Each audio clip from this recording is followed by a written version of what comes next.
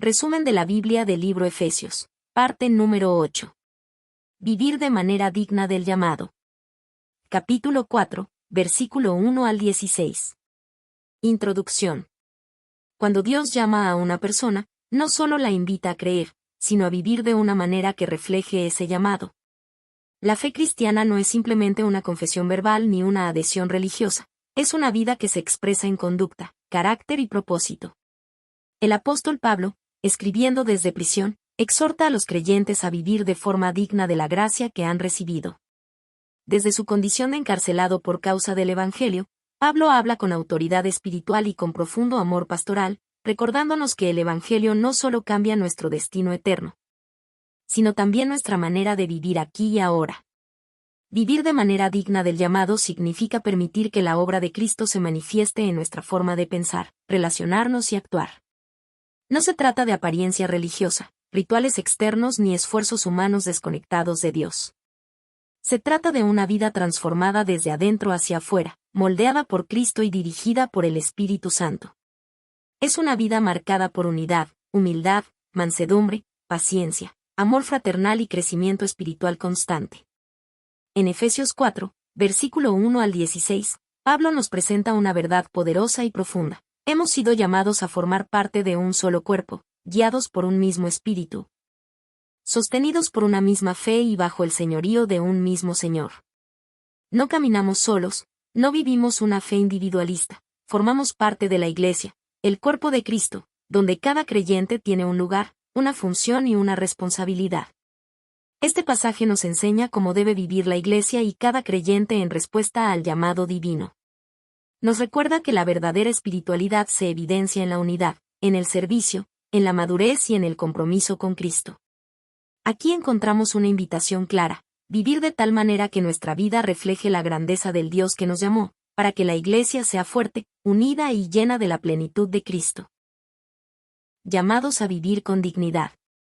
Pablo comienza exhortando: Os ruego que andéis como es digno del llamamiento con que fuisteis llamados.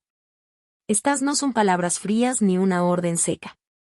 Pablo ruega, suplica, apela al corazón de los creyentes para que comprendan la grandeza del llamado que Dios les ha otorgado.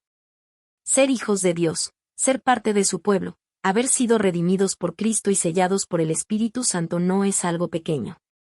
Es un privilegio glorioso que debe reflejarse en la manera en que vivimos. Vivir de manera digna significa que nuestra conducta esté alineada con nuestra identidad en Cristo. No vivimos para agradarnos a nosotros mismos ni para seguir el patrón del mundo, sino para honrar a aquel que nos salvó. El llamado de Dios no es solo una invitación a recibir bendiciones, sino a caminar en responsabilidad espiritual, mostrando en la vida diaria la transformación que Él ha producido en nosotros. Este andar digno se manifiesta en actitudes específicas que Pablo menciona: humildad, mansedumbre, paciencia y amor. La humildad nos recuerda quiénes somos sin Cristo y quiénes somos gracias a Él. Nos libra del orgullo espiritual y de la autosuficiencia, ayudándonos a reconocer que todo lo que tenemos proviene de la gracia de Dios. La mansedumbre no es debilidad, sino fuerza bajo control. Es la actitud de quien, aun teniendo razón o posición, elige actuar con dulzura y sensibilidad, reflejando el carácter de Jesús. La paciencia nos permite soportar procesos, tiempos difíciles y debilidades ajenas sin rendirnos. Nos ayuda a entender que, así como Dios tiene paciencia con nosotros, también debemos tenerla con los demás. Y el amor es el vínculo que sostiene todo. No un amor superficial, sino el amor de Cristo que acepta, perdona, sirve y busca el bien del otro. Por eso Pablo nos llama a soportarnos unos a otros en amor, entendiendo que todos estamos en proceso de formación espiritual, que nadie está completo, y que la Iglesia es una familia en la que aprendemos, crecemos y nos edificamos mutuamente. La vida cristiana no se sostiene solo en palabras, doctrinas aprendidas o discursos elocuentes. Se evidencia en la forma en que tratamos a los demás, en la manera en que respondemos a las pruebas, en cómo actuamos cuando nadie nos ve, y en cómo reflejamos el carácter de Cristo en lo cotidiano. Vivir de manera digna del llamado es permitir que Jesús se vea en nuestra vida, para que otros puedan conocerlo a través de nosotros. Un solo cuerpo, una misma fe. Después de llamar a los creyentes a vivir de manera digna del llamado, Pablo dirige la atención hacia uno de los pilares más importantes de la vida cristiana, La unidad. No cualquier unidad, sino una unidad espiritual, profunda, fundamentada en las verdades eternas del Evangelio. Por eso declara con firmeza: un solo cuerpo, un solo espíritu, un solo Señor, una sola fe, un solo bautismo, un solo Dios y Padre de todos. Con esto, Pablo nos recuerda que la Iglesia no es una institución humana, ni una organización religiosa construida por hombres. La Iglesia es un cuerpo vivo, donde Cristo es la cabeza y cada creyente es un miembro esencial. No somos unidades independientes, sino partes de un mismo organismo espiritual. Cuando uno sufre, todos sufren; cuando uno se levanta, todos se fortalecen. Hay un solo Espíritu, el Espíritu Santo, quien habita en cada creyente y es el que da vida, guía, consuela, corrige y fortalece a la Iglesia. No hay varios espíritus, no hay varias fuentes de verdad. Hay un único Espíritu que obra de manera santa y perfecta en todos los hijos de Dios. Reconocemos a un solo Señor, Jesucristo. Él es el centro de la fe, la autoridad suprema y el fundamento de nuestra salvación. No seguimos tradiciones humanas, ni líderes terrenales, sino al Señor que dio su vida en la cruz y resucitó para darnos vida eterna. Compartimos una sola fe, no porque todos pensemos exactamente igual en todo, sino porque creemos en el mismo mensaje central, que Cristo salva, perdona, transforma y reina. Esa fe nos une más allá de culturas, idiomas, edades y trasfondos. Participamos de un solo bautismo, señal de nuestra identificación con Cristo, símbolo de una nueva vida en Él. Representa que hemos sido limpiados, apartados y añadidos al pueblo de Dios. Y sobre todo, tenemos un solo Dios y Padre de todos, que está sobre todos, por todos y en todos. Él no es exclusivo de un grupo particular, sino Padre de todos los que han creído en Cristo. Nos une bajo su amor, su cuidado y su propósito eterno. Sin embargo, Pablo deja claro que la unidad no es uniformidad. No significa que todos pensemos igual en todo, que actuemos igual o que tengamos las mismas funciones. La unidad bíblica no borra la diversidad, sino que la ordena bajo el señorío de Cristo. Cada creyente es diferente, pero todos caminamos bajo la misma verdad, guiados por el mismo Dios. La Iglesia no es simplemente un grupo de personas que se reúnen por costumbre religiosa. Es una familia espiritual, unida no por intereses humanos, sino por la sangre de Cristo, por la obra del Espíritu Santo y por el propósito eterno del Padre. Ser parte de este un solo cuerpo es un privilegio y una responsabilidad. Significa proteger la unidad, amar al hermano, evitar divisiones innecesarias, valorar a cada miembro y recordar siempre que fuimos llamados a vivir juntos, no aislados, en gracia, no en competencia, en amor, no en rivalidad. La verdadera unidad glorifica a Dios y demuestra al mundo que Cristo vive en su Iglesia. Dones para edificar, no para dividir. Después de hablar de la unidad del cuerpo de Cristo, Pablo explica cómo esa unidad se vive de manera práctica, a través de los dones espirituales que Cristo ha entregado a su Iglesia. Estos dones no son adornos espirituales ni trofeos personales, son herramientas divinas para construir, fortalecer y hacer crecer al pueblo de Dios. La Biblia nos enseña que Cristo, al ascender, repartió dones a los hombres. Esto significa que cada capacidad espiritual, cada talento, cada ministerio dentro de la Iglesia proviene directamente de Él. No nacen del orgullo humano ni de la superioridad de unos sobre otros, sino de la gracia del Señor. Dios establece ministerios con un propósito claro. Para equipar a los santos, para la obra del ministerio, para la edificación del cuerpo de Cristo. Algunos enseñan, otros pastorean, otros exhortan, otros sirven, otros animan, otros interceden. Todos, sin excepción, son necesarios. En el diseño de Dios, no existe creyente sin propósito ni miembro sin función. Cada don tiene una misión: formar creyentes maduros, fortalecer la fe, afirmar la verdad, consolar al afligido, guiar al que duda y apoyar al que cae. Por eso, los dones nunca deben usarse para competencia, rivalidad o orgullo espiritual. No fueron dados para dividir, señalar, controlar o producir superioridad espiritual, sino para unir, sanar y edificar.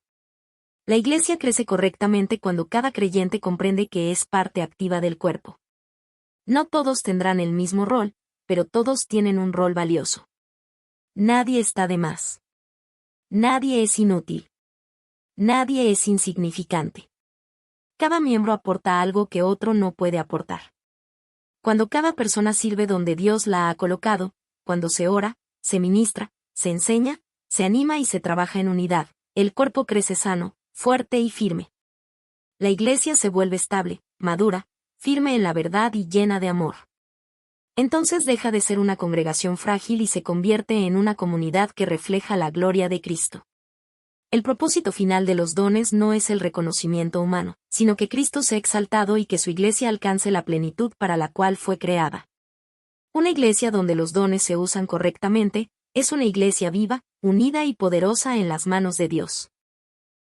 Caminando hacia la madurez espiritual. El propósito de Dios nunca ha sido que sus hijos permanezcan inmaduros espiritualmente. La fe no es un estado estático, sino un camino de crecimiento continuo. Por eso, Pablo advierte que no debemos ser como niños fluctuantes, fácilmente influenciados, confundidos o arrastrados por cualquier enseñanza, emoción o idea humana. La inmadurez espiritual nos vuelve vulnerables al engaño, a la inestabilidad y a la duda. La madurez espiritual no llega automáticamente con los años de congregarse, sino con una vida rendida a Cristo y formada por su palabra. Crecer espiritualmente significa avanzar, dejar etapas infantiles de fe, asumir responsabilidad como creyentes y permitir que el Espíritu Santo transforme nuestro carácter. La madurez espiritual se alcanza cuando crecemos en el conocimiento de Cristo. No se trata solo de información bíblica, sino de una relación profunda con Él. Cuanto más conocemos a Cristo, más entendemos su voluntad, su corazón y su propósito para nuestra vida. Permanecemos firmes en la verdad. En un mundo lleno de confusión espiritual, filosofías engañosas y doctrinas distorsionadas, la verdad de Dios es nuestro ancla. Un creyente maduro no se deja llevar por modas espirituales, sino que se sostiene en la palabra con convicción. Aprendemos a amar correctamente. La madurez no se mide solo por conocimiento, sino por amor. Amar con paciencia, misericordia, perdón, humildad y verdad. Amar como Cristo amó. El amor genuino edifica, sana y une. Decidimos vivir conforme a la palabra. La madurez se evidencia en la obediencia. No basta con saber lo que Dios dice, debemos vivirlo. Cada decisión alineada con la voluntad de Dios fortalece nuestra fe y nos hace más semejantes a Cristo. Cristo es la cabeza del cuerpo, la iglesia, y cada creyente es un miembro vivo. Esto significa que nuestro crecimiento no depende de nuestra voluntad únicamente, sino de nuestra conexión constante con Él. Cuando permanecemos unidos a Cristo, recibimos dirección, vida, equilibrio y propósito. Separados de Él, nos debilitamos; conectados a Él, crecemos sanos y firmes. La madurez espiritual no es un ideal inalcanzable, sino el destino que Dios desea para todos sus hijos. Es vivir una fe sólida, estable, consciente, llena de amor y arraigada en Cristo.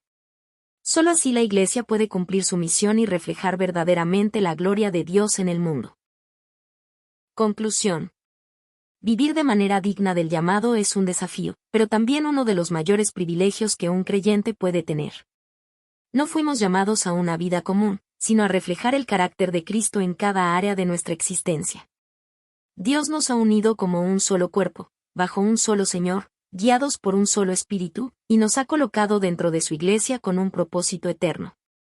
En su gracia, Él nos ha dado dones, capacidades y ministerios no para orgullo personal, sino para servir, edificar, fortalecer y hacer crecer el cuerpo de Cristo. Cada creyente tiene un lugar, un propósito y una responsabilidad dentro de la Iglesia. Cuando entendemos esto, dejamos de vivir para nosotros mismos y comenzamos a vivir para la gloria de Dios y el bienestar de los demás. Este pasaje nos invita a caminar con humildad, mansedumbre, paciencia, amor y unidad. Nos llama a proteger la armonía de la Iglesia, a valorar la fe que compartimos y a rechazar toda división que destruya lo que Cristo compró con su sangre. También nos desafía a buscar madurez espiritual, estabilidad en la verdad y crecimiento constante en Cristo, nuestra cabeza y fuente de vida. Vivir dignamente del llamado significa permitir que el Evangelio no solo esté en nuestra boca, sino en nuestra conducta, nuestras relaciones, nuestras decisiones y nuestro carácter. Significa que el mundo pueda ver a Cristo a través de nuestra manera de vivir. Que cada día recordemos esta gran verdad: hemos sido llamados por Dios, y nuestra vida debe reflejar su gracia, su amor y su gloria. Que caminemos firmes en la fe, unidos en el Espíritu y comprometidos con la misión de Cristo, hasta que todos lleguemos a la plena madurez en Él.